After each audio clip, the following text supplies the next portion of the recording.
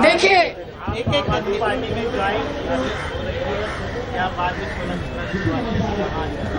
देखिए आज हम लोग आम आदमी पार्टी के करीबी सहयोगी और समर्थक बन ही गए हैं। अब आम आदमी पार्टी में ज्वाइन होना यानी केवल सदस्यता फॉर्म भरना नहीं है, उनकी पूरी प्रक्रिया में ज्वाइन होना है। वो तो हम लोग आज कह ही रहे हैं। और आम आदमी पार्टी को जो अलग अलग संरचनाओं में जन आंदोलनों को सम्मिलित करना है, वो उनके साथ बातचीत से ही तय होना है।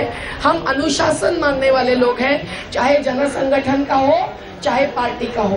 तो वो चर्चा 16-17 को होने के बाद आप देखेंगे कि और अभी जो हजारों लोग उतरे हैं, उसके साथ साथ हमारे भी और बड़ी संख्या में लोग पूरे सक्रिय रूप से उतर जाएंगे।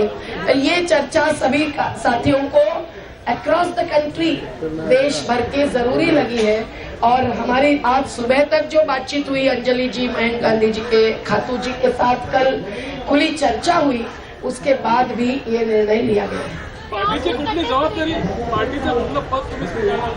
आता आम्ही कुठल्या पदासाठी म्हणून आलेलो नाहीये, ये सत्ता के लिए नहीं, एक सत्य के आग्रह के लिए ही संघर्ष है और एक प्रकार का सत्याग्रह ही है कि हम मानकर इसमें आए हुए हैं और अपनी अपनी भूमिका अपनी अपनी तरफ से निभाएंगे जो दोनों बाजू को मंजूर होगी। पार्टी में जुड़ने का निर्णय एकदम पक्का होने के बाद जो जो जरूरी होगा वो सब हम करेंगे, ये आपको आश्वासन है। अभी हमने कोई उम्मीदवारों की लिस्ट आपके सामने नहीं लाई है, तो कोई भी किसी की भी, मैं भी उनमें से ही एक हूँ जो आम नागरिक है इस देश के।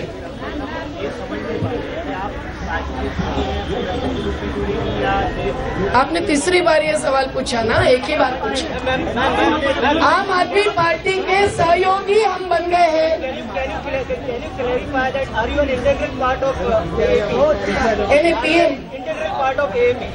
एपी इंटीग्रल तो है ही एक प्रकार से, जबकि हम उनके साथ जुड़ गए हैं तो इंटीग्रल ही होता है।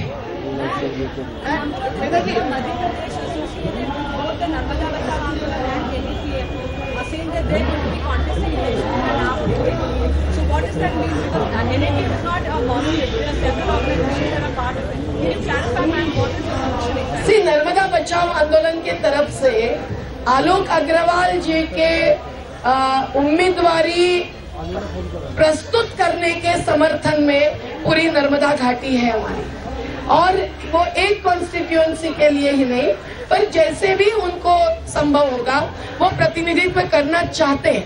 लेकिन जो जनतांत्रिक प्रक्रिया आम आदमी पार्टी में चल रही है, उस प्रक्रिया से ही कोई भी निर्णय होगा, ये हमें मालूम है।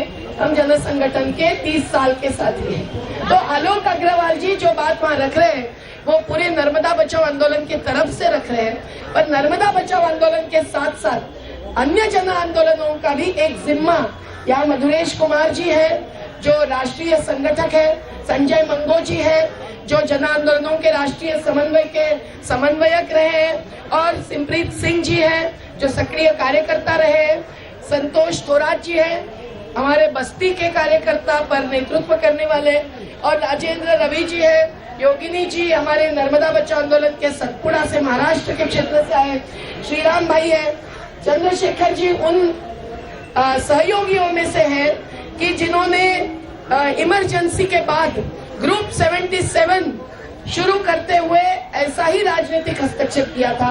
सुमित वजाली जी हमारे प्रमुख कार्यकर्ता है घर बचाओ घर बनाओ आंदोलन। मेरा सवाल ये है कि आपने इससे पहले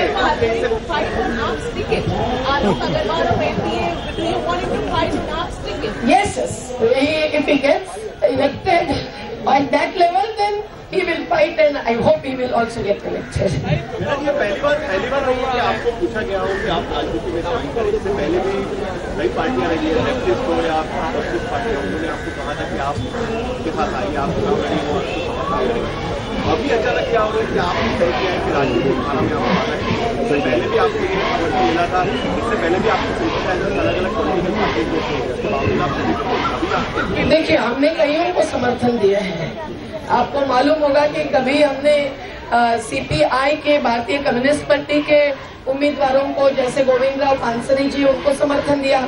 आर पाटिल जी का चेहरा राष्ट्रवादी में होते हुए अलग था, तो उनको भी अन्ना हजारे जी और हमने कभी समर्थन दिया, पर हमारे प्लेटफॉर्म पर जाकर अन्यथा नहीं। जनता दल के मृणाल गोरे जी से लेकर कई सारे शरद पाटिल जी के उम्मीदवारों को समर्थन दिया। कपिल पाटिल जी को कभी हमने समर्थन दिया, एक शिक्षा के क्षेत्र में अगुवाई रखने वाले। तो हम लोग कभी राजनीति से अलग नहीं रहे। और नर्मदा में तो 1990 से हर चुनाव में हम लोग इस प्रकार की एक सुंदर परंपरा चलाते आए कि लोक मंच खड़ा किया, तमाम उम्मीदवार चाहे लोकसभा के हो, विधानसभा के हो, उसमें आते रहे और उनको सरकार, जनता के सवालों का जवाब देना पड़ा। इस बार भी लोकसभा, विधानसभा के चुनाव में बड़वानी में जो लोकमंच कार्यक्रम हुआ, उसके बाद जो भाजपा के उम्मीदवार मंच पर नहीं आए, उनकी हार हो गई, और जो आए एक उनकी भी हार हुई मोदी जी के झूठेपन के कारण, जो नर्मदा के बारे में वो चलाते रहे। और अन्य मुद्दों पर भी, सांप्रदायिकता का मुद्दा हो या और जनता के अधिकार का मुद्दा हो, तो हम लोग ये राजनीतिक हस्तक्षेप करते रहे। आज आम आदमी पार्टी में सक्रिय सहयोगी बनने का निर्णय हमने क्यों लिया है, ये मैंने अभी सभी आपको बताया। ये माना जा रहा है कि आम आदमी पार्टी, थोड़ा समय दीजिए, तो आम आदमी पार्टी की तरफ से भी महेंद्र गांधी जी और गजानन खातू जी अपने दो शब्दों में बात रखें, और हमारे संतोष थोराट जी बस्ती की तरफ से बोलेंगे ना।